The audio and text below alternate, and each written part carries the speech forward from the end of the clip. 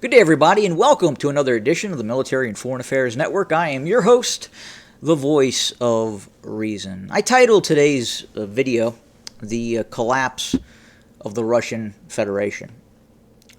And I do believe that is going to obviously get some attention. Now, do I believe that the Russian Federation is on the verge of collapse? No, I don't.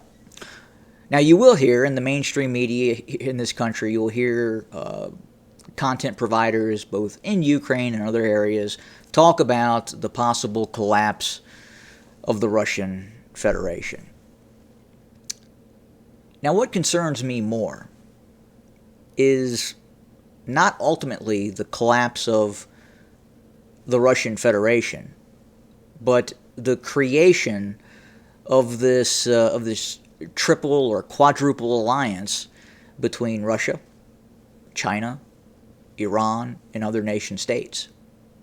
Again, China having the ability to tap into Russia's resources, and again, Russia and China allied, is going to be the greatest adversary the United States has ever faced.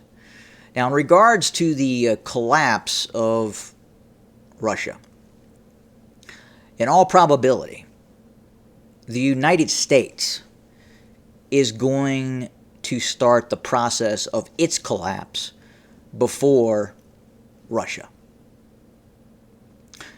And I want to talk about just some anecdotal issues that I'm seeing now, me personally, here in the United States. When I drive to work in the morning, I drive past a very large state park that has a lake or reservoir.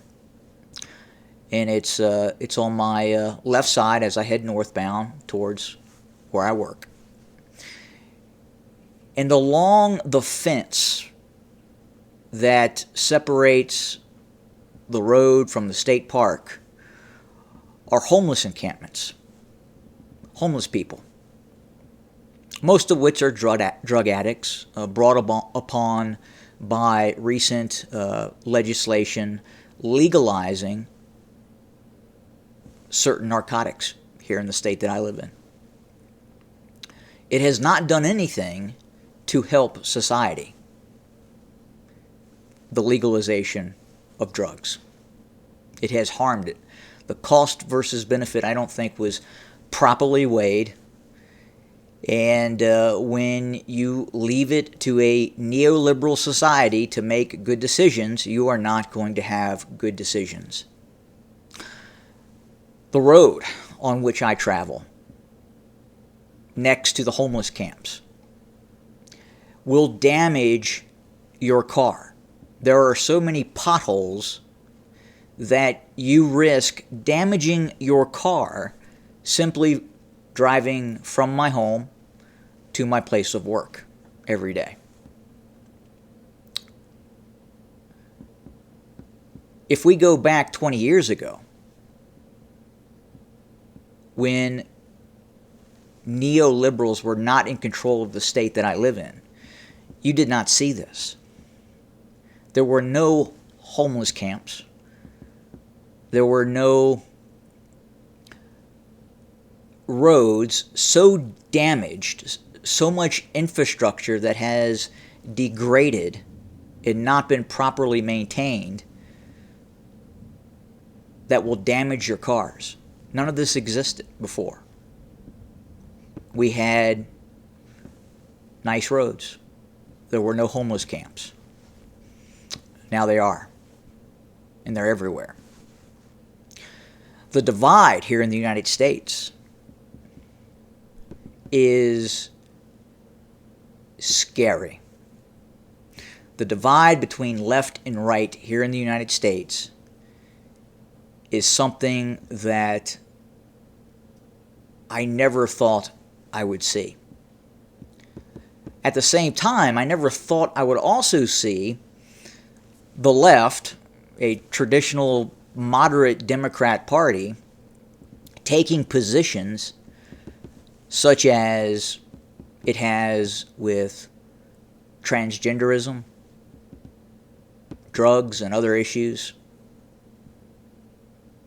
that are radical, that are driving a wedge in U.S. society. Compounding that, you have a society that has been dumbed down, that is living off the fat of success. It is sucking on the teat of obesity. And that is making the United States soft. And you compound that softness with the divide that is happening, the radical political agenda of the left that we're seeing right now, the persecution and prosecution of political opponents here in the United States by the neoliberals.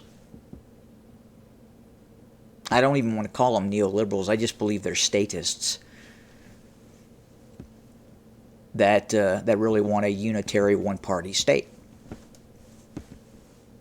And some of these policies that are being implemented are control policies, again, such as this completely batshit crazy transgender issue.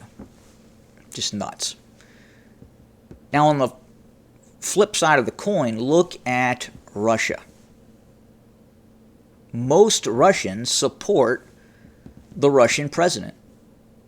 However the West wants to position Vladimir Putin as a dictator, he was elected, and even here in the West, to much of the current party in power chagrin, also believes that much of Russia supports Vladimir Putin. So they are united. Whereas here in the United States, we are not united, and the divide is growing. And then compounding that again is this alliance between Russia and China, and it is significant. For the United States to be divided as it is, to face down an adversary that would include Russia, China, Iran, North Korea, and other nation states as well, more minor nation states. That is an opponent right now that the United States would find it very, very difficult to defeat. And ultimately, if there was a major war between the United States, whatever allies the United States was able to obtain in a conflict between Russia and China, ultimately, in all probability, the U.S. would start to fragment. I'm not so sure we would coalesce around each other. The damage and divide is so great here in the United States. Again, I have never seen anything like it. At the same time, I'm seeing policies that I would never have believed that the left in this country would start to embrace. From transgenderism to reparations for slavery. And the list goes on and on. And again, here in the United States where I'm at, the part that I'm living in, that it currently is under the control of neoliberal statists, unitary one-party statists, the quality of life is rapidly decreasing. The cost of living is rapidly increasing. A person in their 20s simply find it very difficult to afford a home now. And you look at some of these red states or these more conservative states, Missouri, Arkansas, you can still go there and you can live relatively well and afford to live in those areas. And again, the bridge is widening between these leftist states and these more moderate to right-leaning states. So when you talk about the possible collapse of the Russian Federation, I think people here at home in the United States need to look at themselves, because we, the United States, are a ununited United States, and increasingly becoming more ununited. And again, the current track is absolutely, without a doubt, towards civil war. Right now, the current track is absolutely 100% a track towards a major civil conflict in the United States. It is going to happen currently on this track that we're on, unless something doesn't change. I know a lot of folks don't want to hear that. I know it's disheartening. I know it's scary. But it is the fact, without a doubt. So again, as you look towards the collapse of Russia, look here. The United States is at more risk of collapse than the Russian Federation.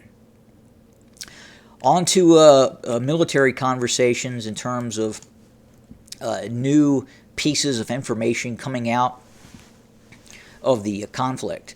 We are now hearing that the Russians are going to start the deployment of ground combat drones against Ukrainian forces. In fact, some of these systems could be autonomous, controlled by artificial intelligence. So that's a very interesting report to hear that.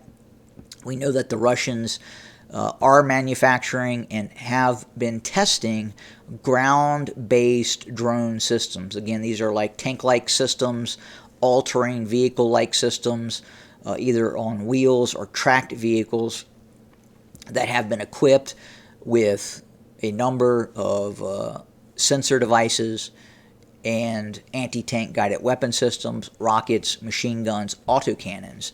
And now these systems are being deployed in Donetsk as we speak. So it'll be very interesting to see any footage, any reports of these systems that are going to be deployed by the Russians against the Ukrainians in the coming weeks, days, and months ahead. But again, not a lot of changes along the front line. There continues to be pitched battles.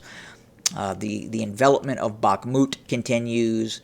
The slow envelopment of Seversk continues, as does further to the south near Avdiivka as well. So we will continue to monitor the situation. We will continue to report. We appreciate your attendance today. More to come very, very soon. Have a good day.